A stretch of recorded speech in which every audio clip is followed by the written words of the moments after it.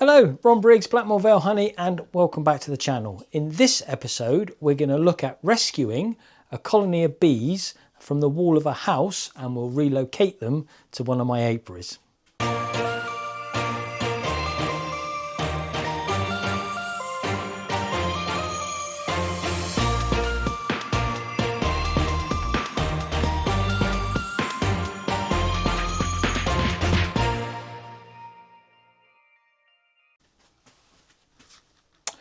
So welcome back. Standalone video this one.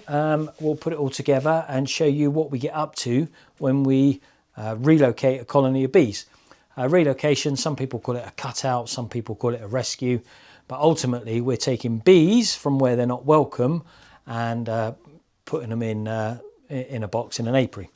So we're doing that on Sunday.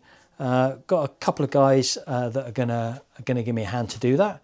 They're in, I don't know if you watched last month's video, they're the ones we did a recce. They're in the bay window of a big old manor house. So I'm getting ready for it. So before we got there though, I thought I'd do a little intro because there's a couple of things I want to tell you first. Rescuing bees is not to be taken lightly. So the BBKA wants you to take swarms, and they encourage you to take swarms, and as part of your insurance you are insured to take swarms. However, what you're not insured to do through the BBKA is to take established colonies. So and that's wherever they are, you're just not insured. So you need to think about that very carefully, and you shouldn't put yourself in any danger. There's no rush. So swarms, yes, you've got to get quick, get the swarms before they move on. An established colony is established, so it doesn't really matter how long you take to get them. You've got time to do it and time to think about it. So generally speaking, we wouldn't be relocating colonies from September onwards, just because it is very stressful for them and they struggle. So August is kind of the latest we would consider doing that. You decided, so go for your recce, have a little look, and you've decided that, yeah, this is something that you can manage. You're going to need quite a bit of kit to do it.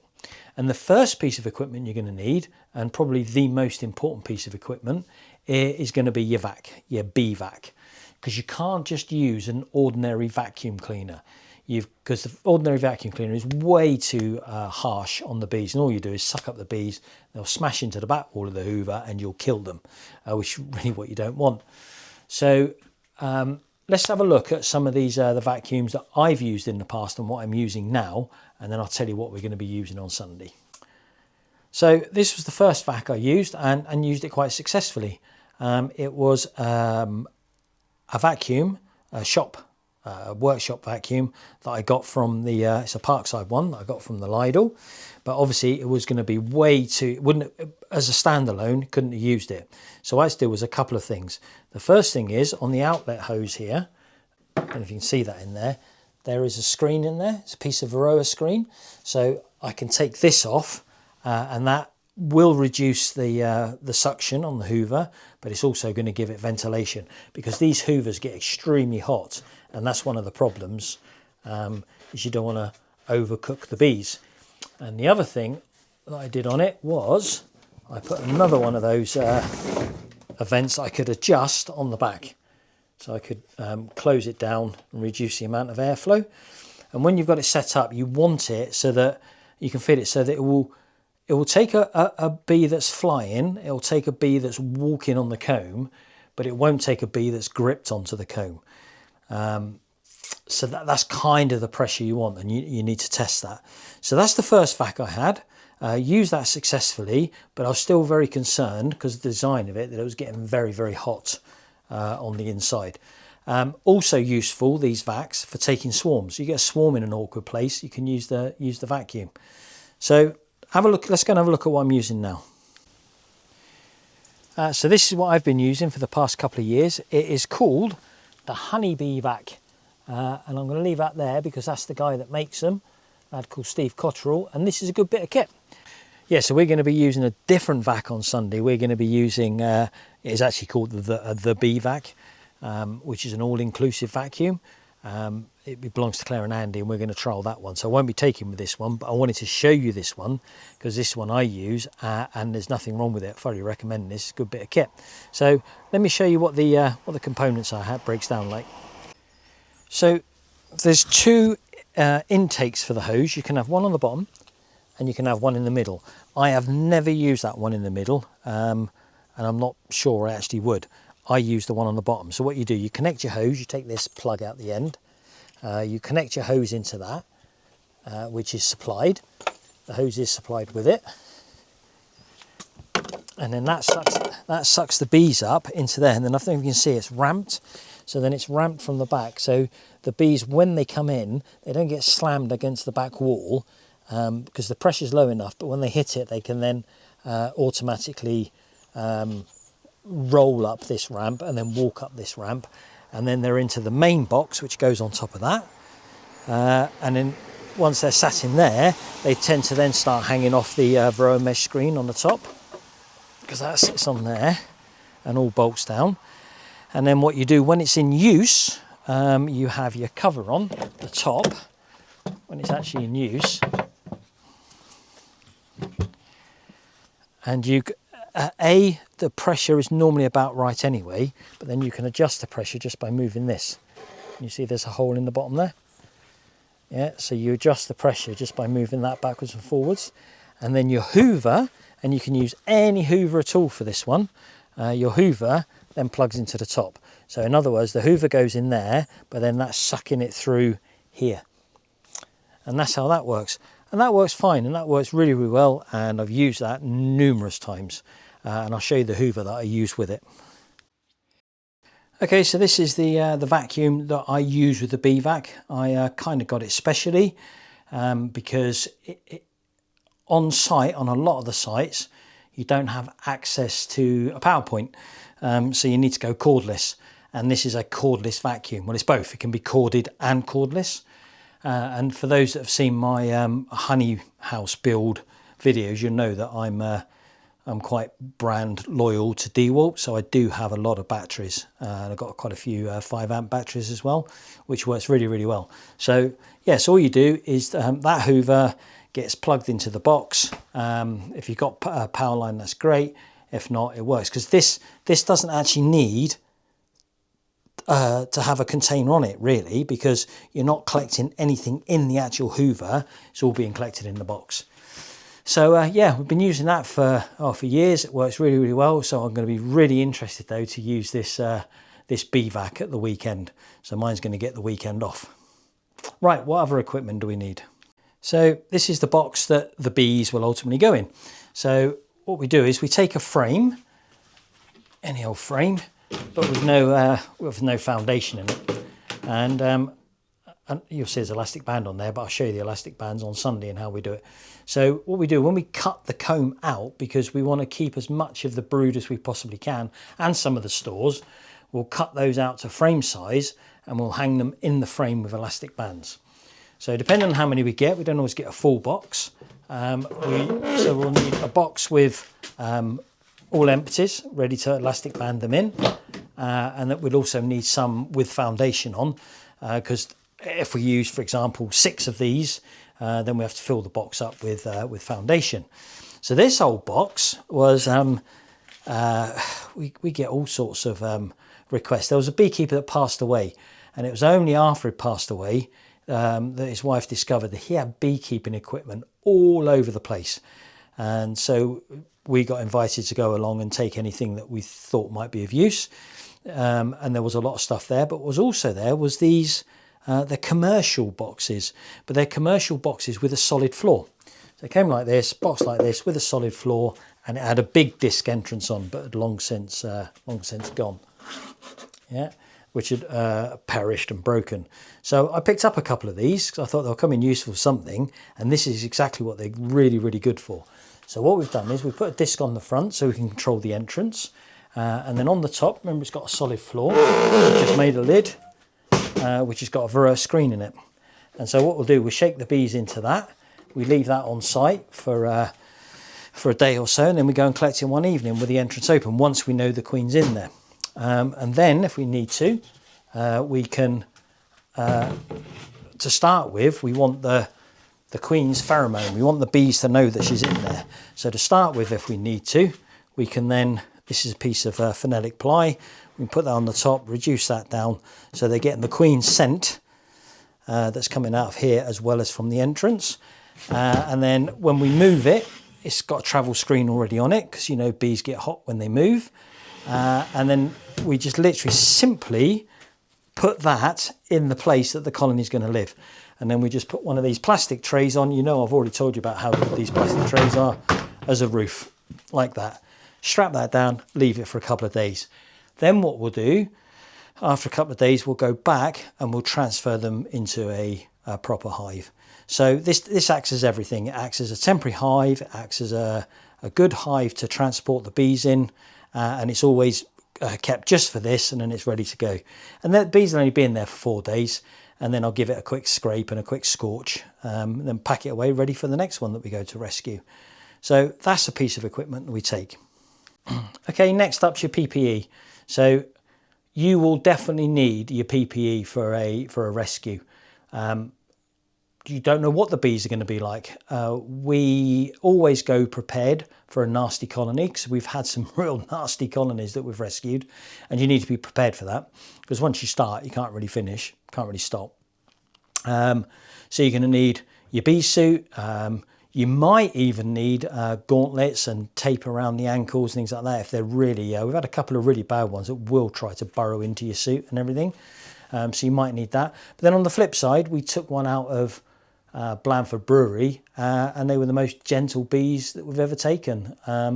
We, in the end, weren't wearing any gloves. I think they were probably high on the alcohol fumes. But I maintain that you should not use leather gloves in beekeeping. Leather gloves to me are a no-no. Use the nitriles. That's what I use, because then that gives you full feeling and it does give you protection. But when we do the rescues, we're actually going to be destroying their home, so we want something a bit more substantial, and then that's where we go for these. These are those thick rubber gloves. They're thick rubber with a gauntlet on them as well, and the bees don't sting through this. They're almost like chemical grade gloves, but they work really, really well. And because you're doing a cutout, you're going to get extremely sticky. So these, you can just dip your hands in water and wash them off really, really easy. So yeah, so no leather gloves at all. We'll start with these, and then if the bees are gentle, we then normally go down to just nitriles. So you're going to need your full PPE and a pair of substantial gloves to do the work in. Right, what else? So you'd have been and done your recce, because it's always worth doing. Don't just take their word for it on the telephone that it is honeybees. It might be bumblebees. So yeah, you need to go and have a good look at and plan the job and how you're going to do it. So depending on what you see when you get there, it might need other things. So you're probably definitely going to need a bucket, because it's really useful having a bucket of water to wash your hands and your tools in. So you're going to need your hive tools, you'll need your smoker, all that kind of really good stuff. So a bucket of water, a hose pipe if they've not got one. If they've not got a water point that you can use, then you might want to think about taking some water with you. Electric, you're going to need an electric point. So on this particular job that we're doing, it's inside. So we've got to cut some plasterboard out. So we'll have a traditional workshop hoover going for that, but that one's going to need power. So we're going to take a power cable for that one. Containers, there's 2 there. That's normally enough to fill up with all the old wax and all the old comb. This colony apparently has been there for 4 years, so I expect there'll be a lot. So that'll just be filled up with all the old junk wax and stuff that we can't save. We'll go into those boxes. And we'll also have some bin bags, because if that's not enough, then we'll put them into bin bags. We've got to cut some plasterboard out, so I'll be using I'll be taking that this time, which is a multi-tool. So we'll take that along with us to get the plasterboard cut out in the first place. We will be taking, we always take the fold-up table. So we'll take a fold-up table, we'll get a bit of covering on top of that, because that's really useful for cutting up your comb and stuff before you put it in your box. So one of those, floor covering. I need to go and pick some up actually, I ain't got any of that, but some floor covering to go over the floor. Lucky it's a wooden floor, so we don't need to worry about it too much, but we will cover up. and anything else you might need. So don't just think your hive tool will do it. You'll need longer knives. Definitely need something with a bit of length on it. Some scissors in there. That'd be the bucket for the water. So other stuff that we take with us, we take expanding foam with an expanding foam gun to block up any holes that the bees can use, especially if there's more than one hole. You want to try and block up as many as you can. And because we're going to be going on the inside, we'll probably use a bit of that to block it up. The old Bee Quick, sometimes used. That's that Bee Quick moves bees, and it does move them quickly. So you spray that around. Smells like almonds, but they don't like that. They move away from that. So if they get up into the nooks and crannies and you can't quite get them to them, you can spray a bit of that in there. That gets them out.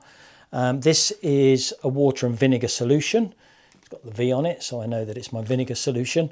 So when we've completely finished and scraped off all the comb and blocked up all the holes we think we've found, we'll then spray the whole of the inside with that vinegar solution, because that keeps the bees away. They don't like that, because bees, if they've found somewhere, the chances are they use it again, because not only is it a good place for bees, that's why they've ended up there in the first place, but it'll smell like a good place as well with all the comb and everything else. So we'll use the foam to block up the holes, and we'll use the vinegar to mask the scent and hopefully stop them coming back again. So yeah, as you can see, it's a lot of equipment for a cutout, but you have got the time to do the planning. Right, I'm sure there's stuff I've forgotten, which will be added to the list before Sunday. So yeah, so welcome back to the channel. So we're going to be doing a rescue or relocation, or some people call it cutout. So this is an established colony of honeybees, and we're going to remove them from the property and then relocate them, and they're going to come to one of my apiaries because it's quite late in the season. So they are up in this bay window in the corner. That's where they are. They've been there for about 4 years, but the people are moving, and so the bees have got to be relocated. So that's what we're doing. Let me show you the inside and show you what they look like on the flirt, on the infrared. So this is the bay window we're talking about, and the bees are in behind here, behind this wall here, which we think is plasterboard, because it's a stone building, and we think it's one piece of plasterboard all the way down there. So let me show you what it looks like on the infrared. That's the wall we're looking at, and then if I put the infrared in there, can you see where the heat source is? So the heat source is kind of up around about there, and that's where that entrance is on the outside.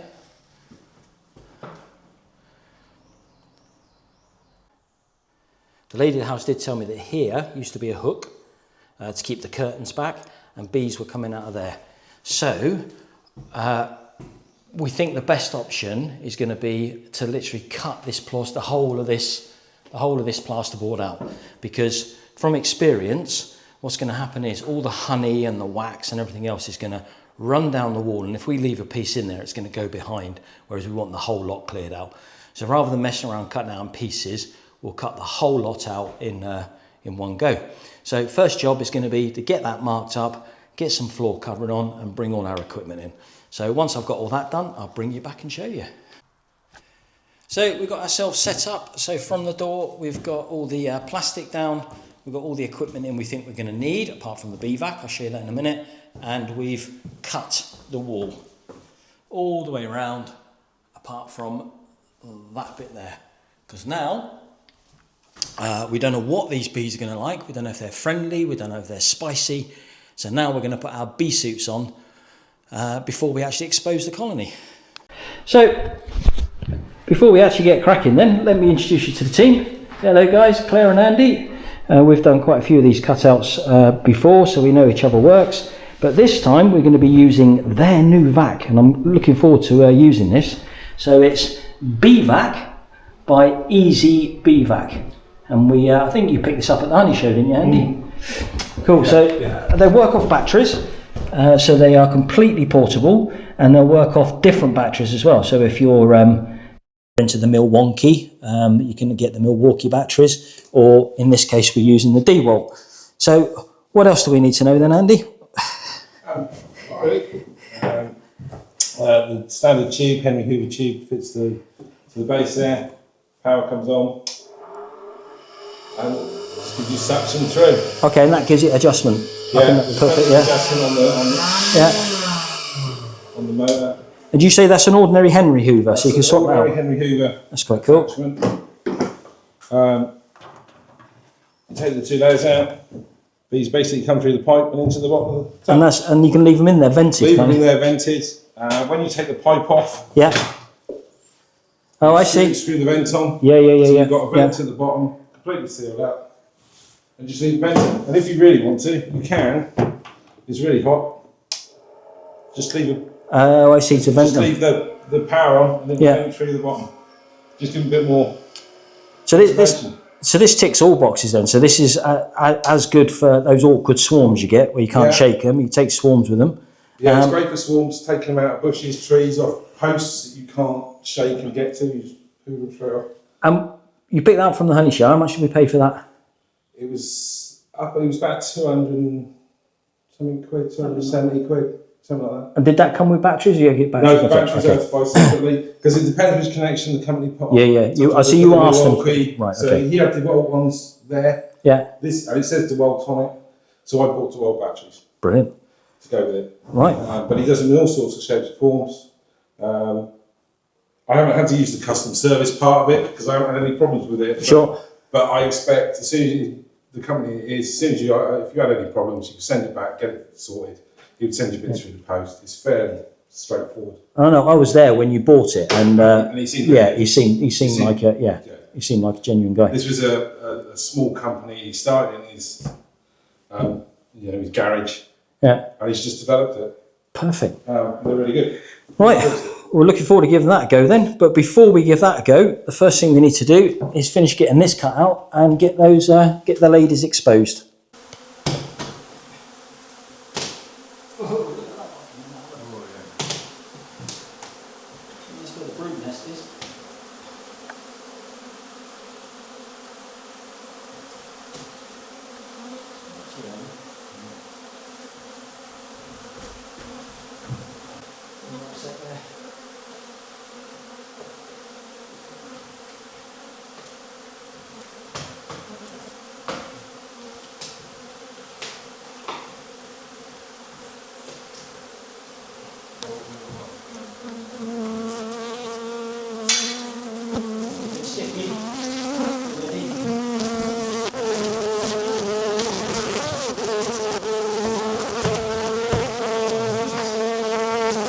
Right,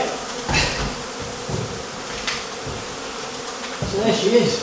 How cool is that?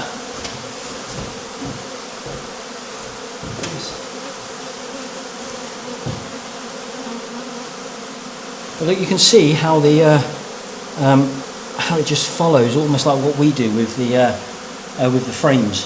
I think it was Langstroth, the actual man himself, that came up with the movable frames, and you can see why. So you can see all the stores down here, look, they've built them all down. This is where the brood nest was, which is exactly where the heat was. Not as many bees as I thought there was going to be fair. So that's it. So the first job then is for the bee vac, just to knock these numbers down a bit. And we've deliberately left the door shut, and you'll see that they're all going towards the windows, because we'll hoover them up. We've deliberately left the windows closed, because it's going to be easier for us to hoover, and also the wasps won't come in. And what bees will do, you can see what they're doing, they'll fly into the window, they'll crawl all the way to the top, and then they'll drop back down again.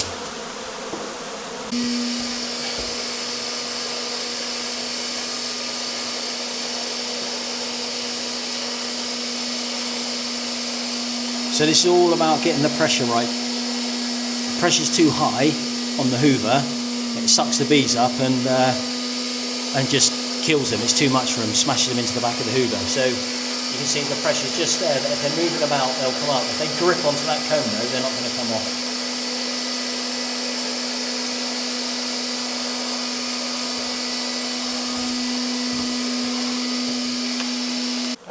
There we go, we've knocked these bees down a little bit. So what we're going to do, we're going to start here, and what we'll simply do, we'll cut the dead comb off to start with on each one, and then the ones that have got the honey in, we'll take those away, we'll put those straight into the box and take them as whole slabs. And it's only then when we get to the brood where we need to start being a bit careful We want to keep as much brood as we can, especially this time of year, and get that framed up. So let's get on.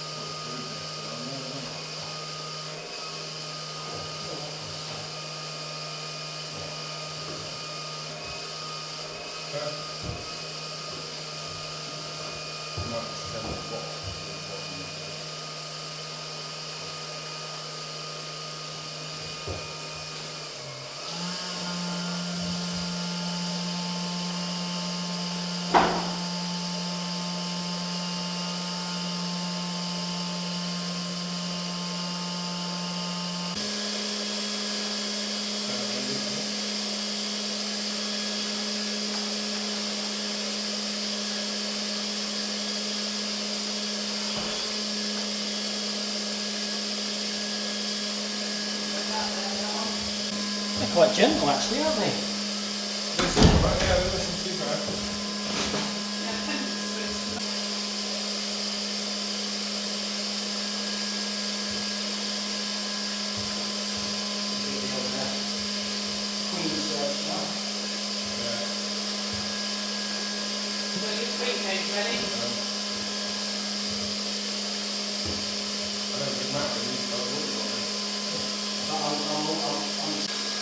Okay, so you kind of get the idea what's going on now as we cut our way through it into it. Claire's hoovering off the bees, but now we're on to the actual brood. Now we need to be looking out for the queen. So, and then what we'll do is we cut the brood as we want to keep. So we drop that in there like that. Oh, I think we've done this before, Anne, didn't we? Occasionally. And then we'll put another. It's very difficult with these big gloves on, although I have to say the girls are quite gentle. So might be switching to nitrile soon. And that's it. So we can see where we've put some elastic bands at the back. Now go over the front with them. Another one on. Another one on it. Go the other corner.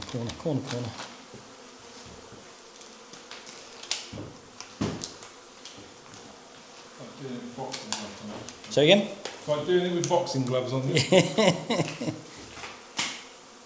And you're quite used to boxing gloves, the amount of time she batters your ears for you. Cool, and as simple as that. And we'll do that with all the brood frames, and then we'll also do it with some stores before we go. So now you can see how the bees have made an appearance again. So all we'll simply do is we'll have another session on the hoover and get those down again. Simples.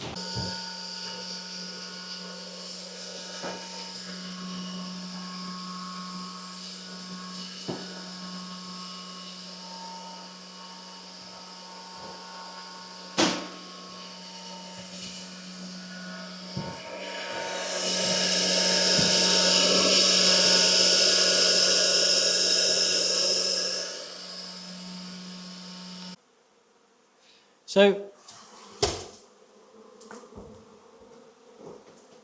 did you see that? I did.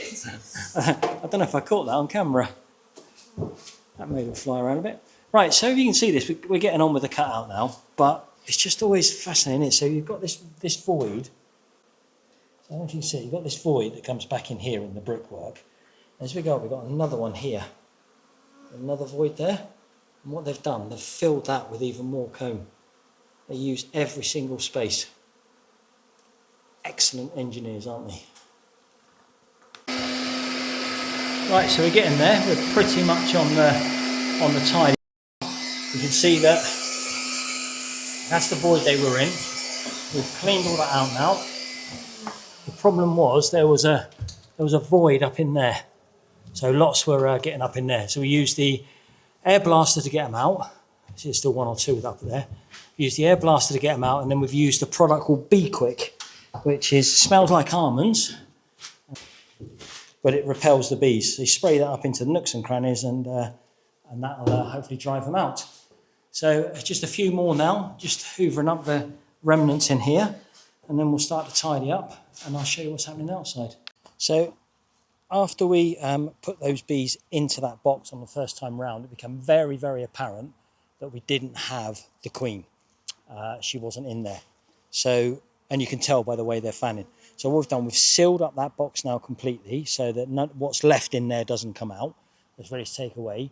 And what we'll do, we'll leave the rest, hopefully with the queen, in the hoover, and we'll take that lot away.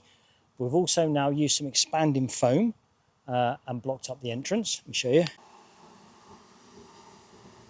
So we've blocked up the entrance.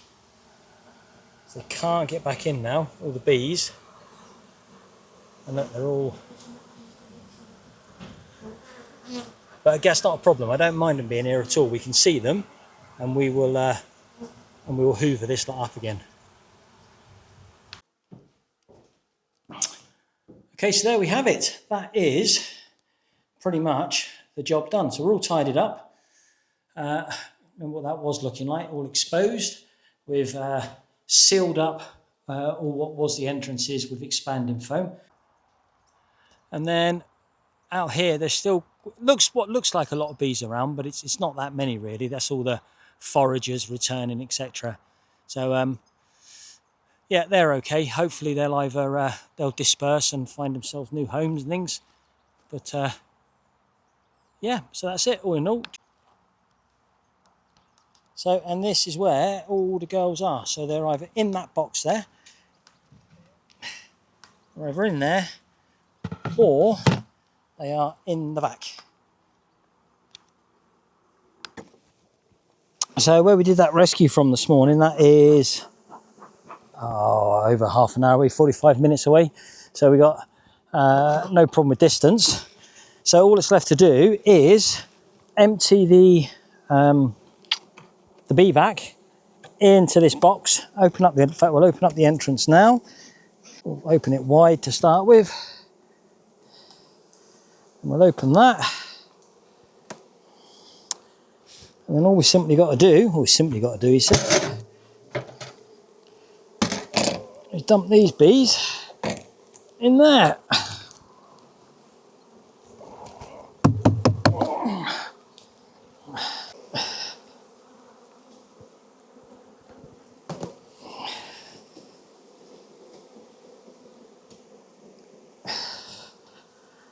Okay, we'll just leave that held up there for a moment.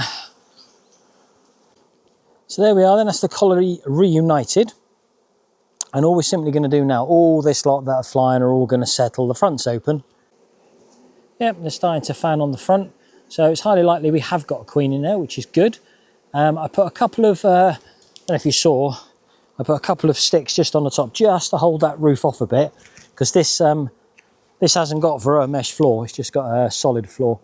But I'm going to leave them in this box for a couple of days because obviously there's a lot of honey spilled in the bottom of the floor. They'll tidy all that up, give them a chance to settle down. And then, I don't know, later on in the week, we'll come back and we'll put them in a different colony. So I just need to get a strap and strap them down, and that's job done. So there we are then. That finishes that video. What a great day that's been. So it was a nice rescue for once, in the fact that it was all in that cavity and it was all just down. We didn't get as sticky as we normally do. There was a bit of a void which the girls were getting into, so that took a bit of time to get those out. They're fanning like mad, so we think we have got the queen.